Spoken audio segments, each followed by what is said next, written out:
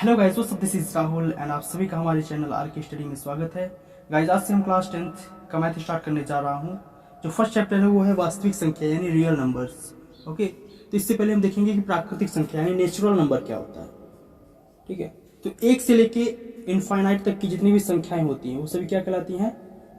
प्राकृतिक संख्या यानी रियल नंबर। सबसे जो छोटी प्राकृतिक संख्या होती है वो क्या होती है? 1 होता है।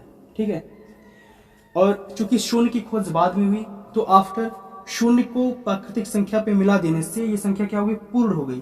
तो इसलिए इसको फिर पूर्ण संख्या कहा जाने लगा यानी होल नंबर। तो 0 से लेके इनफाइनाइट तक की जितनी भी संख्याएं होती है सभी क्या कहलाती हैं? पूर्ण संख्या कहलाती है यानी होल नंबर्स। ठीक है, और सबसे छोटी पूर्ण संख्या क्या होती है? शून्य यानी 0। ओके, फिर इसके बाद हमने देखा कि पॉजिटिव नंबर क्या होता है।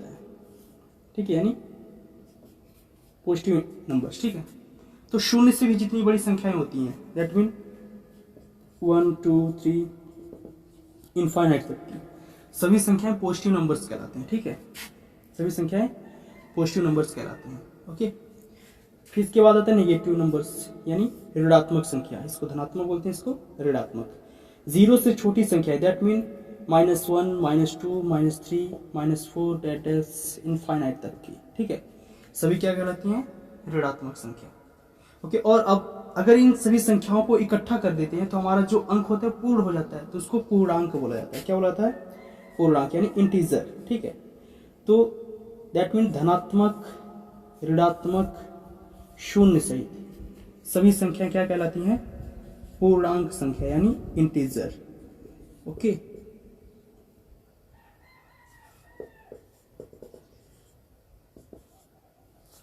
तो सभी संख्या क्या कहलाती है? पूर्णांक संख्या कहलाती है।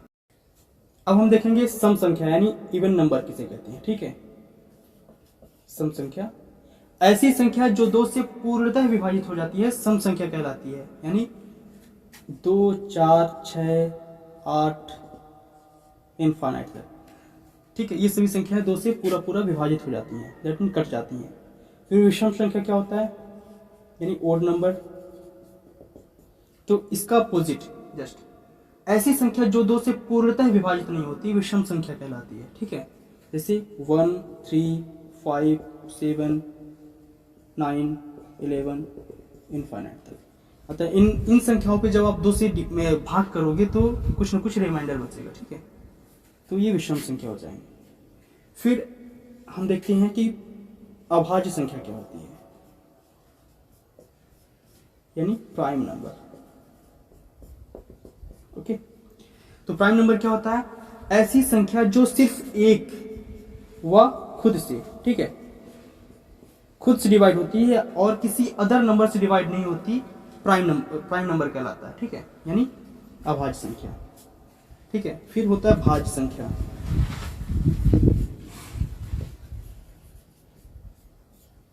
ठीक है, यानी कंपोजिट नंबर।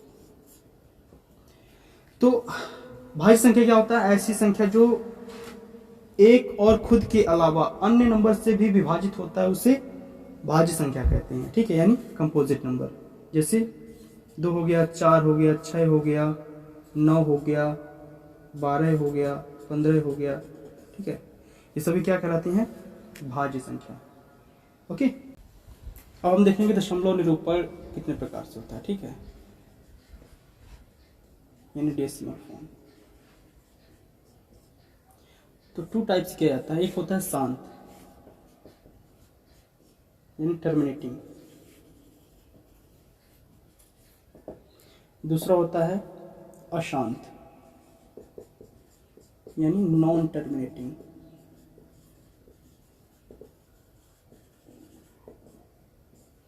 ओके, तो शांत क्या होता है? ठीक है, शांत भिन्न शांत दशमलव निरूपण। तो ऐसा भिन्न, ऐसा फ्रैक्शन जिसका दशमलव निरूपण यानी ऐसी संख्या जो दशमलव के कुछ डिजिट बाद पूरा पूरा कट जाता है। ठीक है, दशमलव के कुछ डिजिट बाद पूरा पूरा कट जाता है, विभाजित हो जाता है, वो शांत दशमलव, भिन्न या शांत दशमलव संख्या कहलाती है। ठीक है, और अशांत 2 टाइप का होता है। ठीक है, एक होता है रिकरिंग यानी आवर्ती, ठीक है, और दूसरा होता है नॉन रिकरिंग यानी अनावर्ती, ठीक है। आवर्ती क्या होता है? ऐसा दशमलव निरूपण या ऐसी संख्या या ऐसा फ्रैक्शन, ऐसा भिन्न जो दशमलव के कुछ पॉइंट बाद भी खत्म नहीं होता, ठीक है। वो एक ही संख्या रिपीट होती रहती है, या एक या एक से अधिक संख्या हो सकते हैं, एक टर्म के साथ रिपीट होते रहते हैं। जैसे 10/3 कर देता हूँ, तो इसका जो डिवाइड करेंगे क्या आएगा? 3.333 दैट मीन एक ही संख्या है या एक ही टर्म हो सकती है, दो या दो से अधिक संख्या हो सकती है जो रिपीट करता रहेगा, ठीक है, इनफाइनाइट तक। और नॉन रिकरिंग क्या होता है? ऐसी संख्या जिसका दशमलव निरूपण अनावर्ती हो, ठीक है। तो जैसे √2, तो √2 का मान क्या होता है? 1.14153752, ये ऐसे आता रहेगा। इसमें कोई फिक्स नहीं होता, ये तो खत्म नहीं होगा, लेकिन ये फिक्स नहीं रहता कि नहीं 4 ही आएगा, 5 आएगा कि 1 ही आएगा। जस्ट इसमें क्या होता है? 3 ही आएगा, ये फिक्स रहती है, आवर्ती हो जाता है। जिसमें फिक्स नहीं रहता वो अनावर्ती हो जाता है, यानी नॉन रिकरिंग। और इसमें जैसे हम करते हैं 4/5, तो 5 से डिवाइड करेंगे तो 0 आएगा, 40 हो जाएगा, यानी 8, 5 8 जा, ठीक है। तो ये देखो डेसिमल के बाद पूरा कट गया, तो ये क्या हो जाएगा? टर्मिनेटिंग, और ये हो जाएगा non terminating. Non terminating 2 types के होते हैं, रिकरिंग और नॉन रिकरिंग। और रिकरिंग क्या होता है? जो दशमलव के बाद भी रिपीट होता रहता है, कोई एक डिजिट या एक से अधिक डिजिट हो सकते हैं, वो रिपीट होते रहेंगे।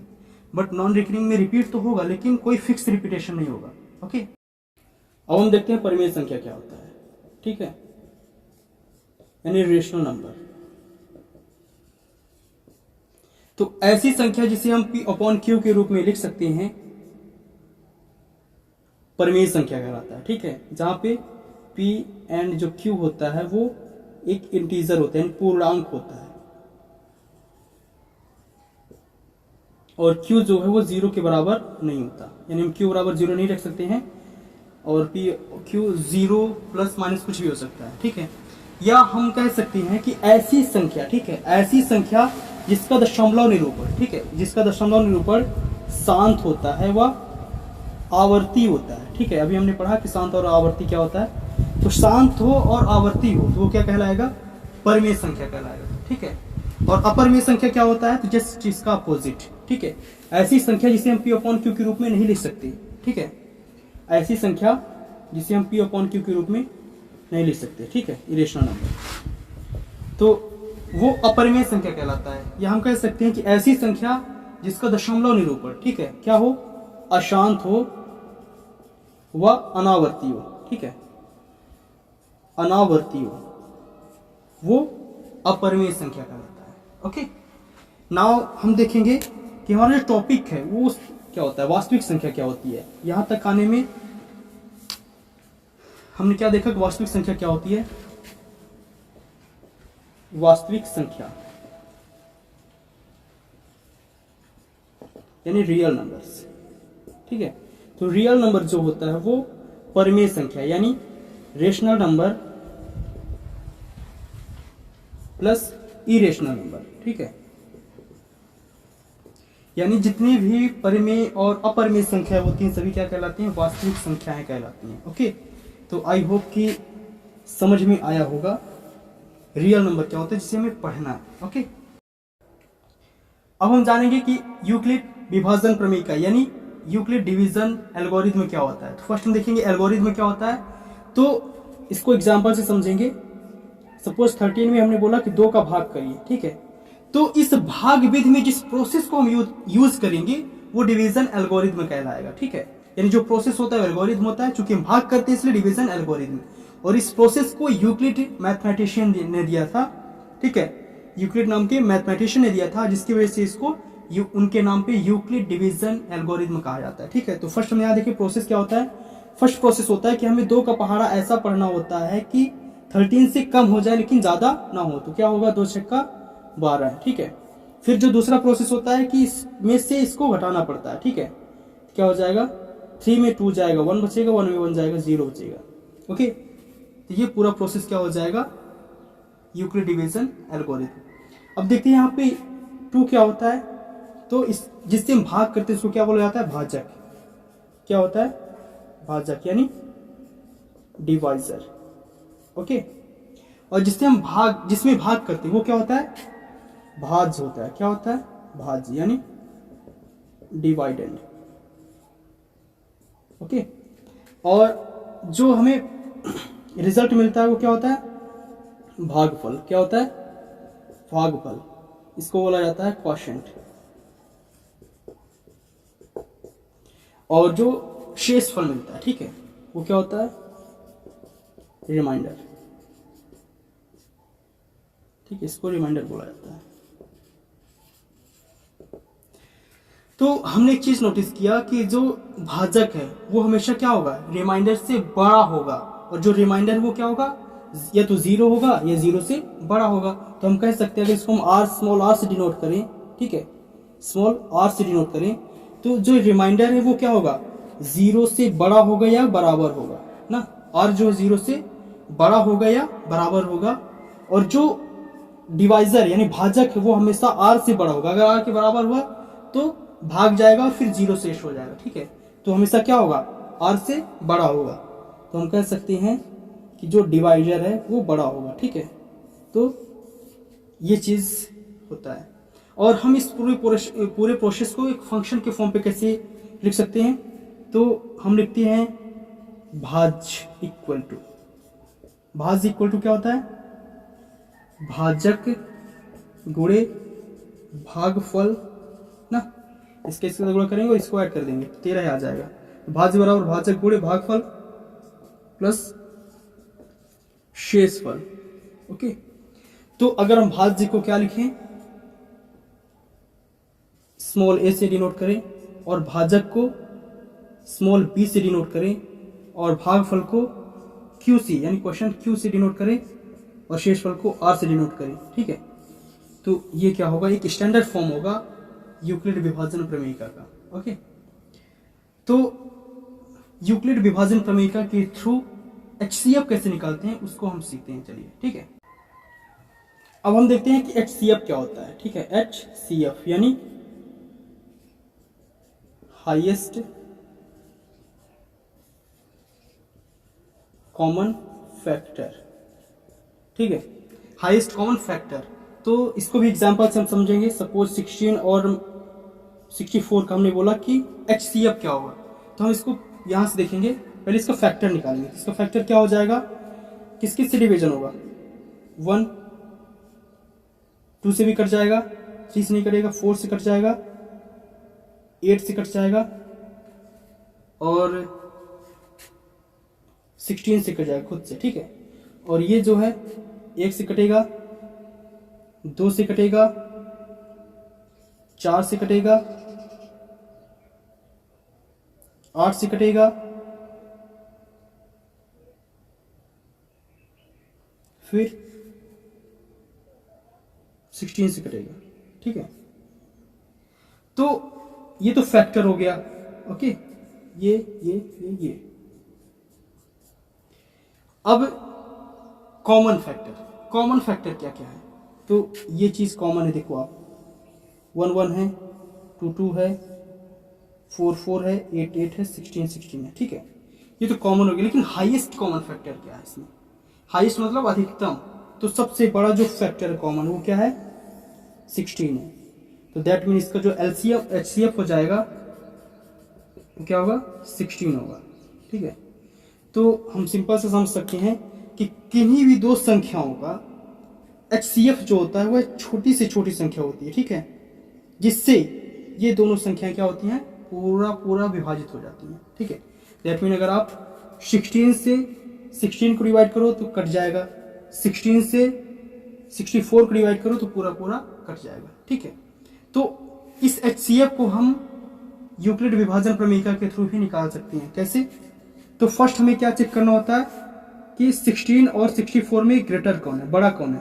तो यहाँ पे देखो 64 जो है वो 16 से बड़ा है, तो जो संख्या बड़ी होती है उसमें हमें छोटी वाली संख्या से भाग करना होता है, तो ये करेंगे। ठीक है, तो 16 4 इस भाग प्रक्रिया को या लॉन्ग डिवीजन जो प्रक्रिया होती है इसको हमें तब तक जारी रखना है, कंटिन्यू रखना है जब तक कि इसका शेषफल 0 ना हो जाए। ठीक है, तो 16, तो 16 चौको कितना होता है 64 होता है। दैट मीन शेषफल क्या हो गया 0 हो गया। ठीक है, शेषफल 0 हो गया। दैट मीन इसका जो HCF होगा क्या होगा 16 होगा।